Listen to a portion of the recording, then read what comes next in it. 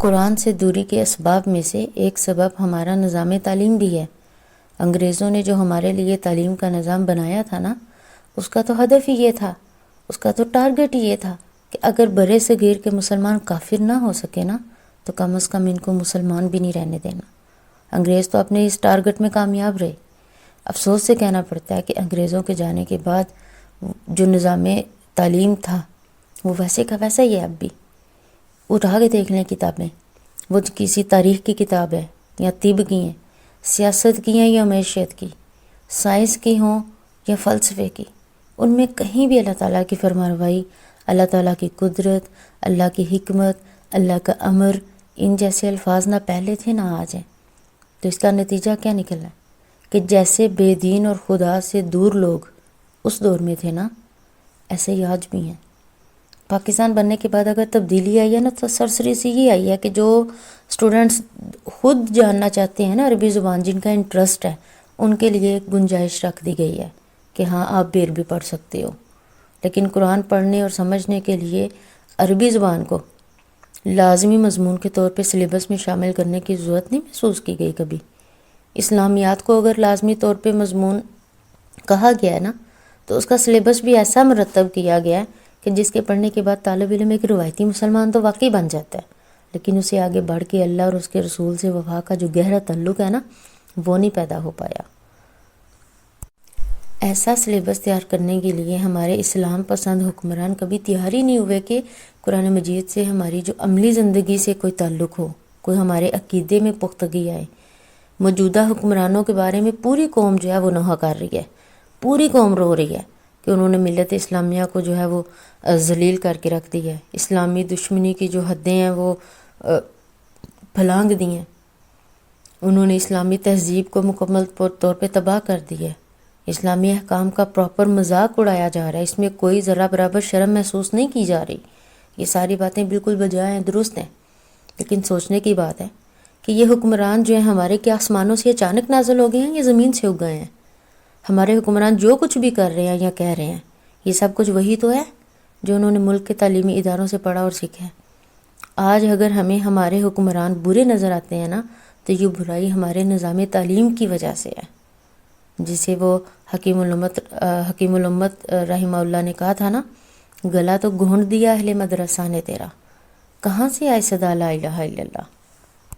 یعنی جو درس گاہ تھی، جہاں سے تعلیم لینی تھی، جہاں سے یہ اپنے عقائد کو پختہ کرنا تھا، وہیں ہم دب کے رہ گئے ہیں، تو پھر آوازیں کہاں سے اٹھیں گی؟ کون کہے گا لا الہ الا اللہ؟ کون اس بات کا پاس رکھ کر زندگی گزارے گا؟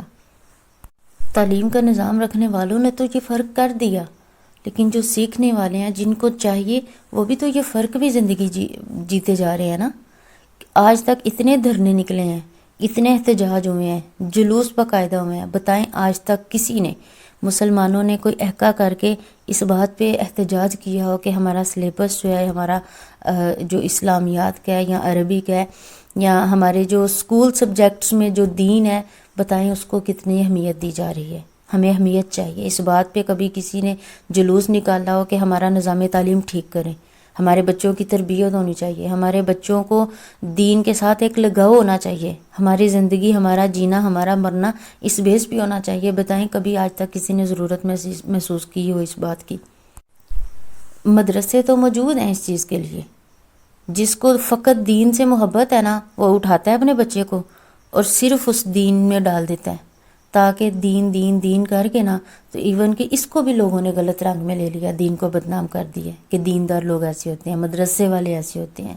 وہی اگر مدرسہ، اس کی بیسکس، اس کی پوری زندگی کا نچوڑ وہی اس نظام میں بھی ہو، تعلیم کے جو سکولوں میں، کالج میں، یونیورسٹی میں پڑھایا جاتا ہے، کہ ایسے نہیں کہ الف سے لے کے یا تک بچے جب سیکھتے ہیں اس کے بعد بڑی کتابوں کی طرف جاتے ہیں، پھر کالج میں، پھر یونیورسٹی میں، پھر کہاں کہاں بیرون ملک تک پہنچ جاتے ہیں۔ وہی بچے ایک ایک ایک ایک کر کے، ایک ایک چیز کر کے ان سارے سلیبس کے اندر ایک لازمی جز میں، اور پھر اچھے سے اچھا سلیبس مرتب کر کے، کیا اس نے کیا ہوتا تو وہ بھی ایک اچھا عالم نہیں بن کے نکل سکتا؟ دین کا نکل سکتا ہے، لیکن کیا ہے کہ کبھی ضرورت نہیں محسوس کی۔ چلیں بالفرض مان لیتے ہیں کہ نظام تعلیم میں کہیں گڑبڑ ہے، لیکن کم از کم جو ہے، جو مرتب ہوا ہے، اس کو تو ہم اچھے طریقے سے بچوں کے اندر اپنے عقائد جو ہیں وہ بٹھا سکتے ہیں نا. اس کے لیے کیا چاہیے؟ قابل ٹیچر چاہیے. تو آج حکمران نے، آج ہم لوگوں نے بھی یہ ضرورت نہیں محسوس کی کہ اسی کے لیے ہم بات اٹھا لیں کہ ہمیں اچھا قابل ٹیچر چاہیے. یہ جو بتائیں اسلامیات کے، کبھی آج تک آپ نے دیکھا ہو اسلامیات کی کسی نے ٹیوشن باقاعدہ رکھی ہو؟ فزکس، بائیو، کیمسٹری، ہر چیز کی ہمیں چاہیے پرفیکشن.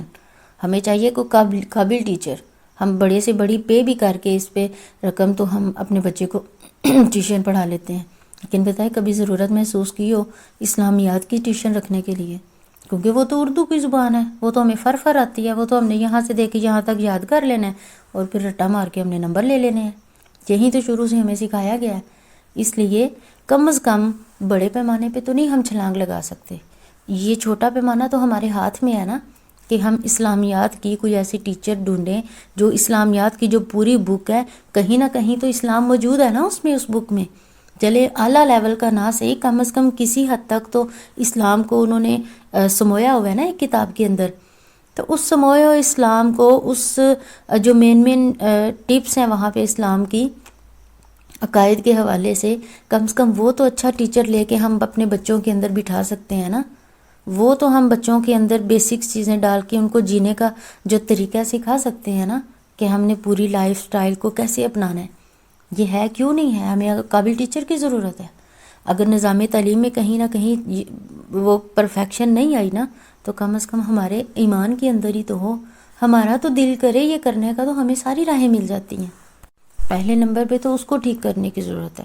لیکن اگر بالفرض ہم نہیں کر سکتے تو ہم کم از کم ایک قابلیت کے ساتھ اپنے بچوں کو ان چیزوں سے نکال سکتے ہیں. ایک قابل ٹیچر ڈھونڈ کے جو اسلامیات پہ اتنی ہی محنت کرے جتنی ایک بایو والے ٹیچر سے ہم کرواتے ہیں. تو کیا خیال ہے، ہمارے بچے نہیں ایک نکھرتے؟ اگر ہم یہ نہیں کرتے تو یقین کریں کہ ہمارے بچے اس برے اثرات سے اسی طرح زہر آلود ہوتے رہیں گے اور ہم بھگتتے رہیں گے. کیونکہ یہی اسکول کالجز پڑھنے والوں کے لیے نہ تو اسپیشل ٹائم نکلتا ہے کہ وہ الگ سے مدرسے میں جا کے اب یہ بھی تعلیم حاصل کریں. کیونکہ ہم نے تو اس تعلیم میں فرق ہی اتنا کر دیا نا کہ اگر دنیا کی سیکھنی ہے تو دنیا والے اسکول میں جاؤ، اگر دین سیکھنا تو پھر پراپر مدرسے کو ٹائم دو. یہ کانسیپٹ ہم لوگوں نے پیدا کیا ہے.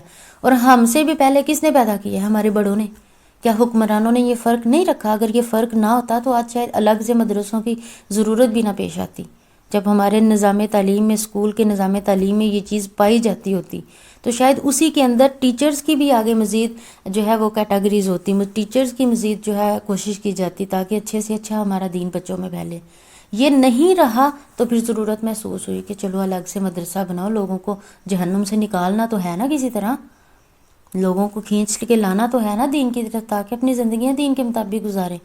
یہ ضرورت تبھی تو پھر محسوس ہوئی نا.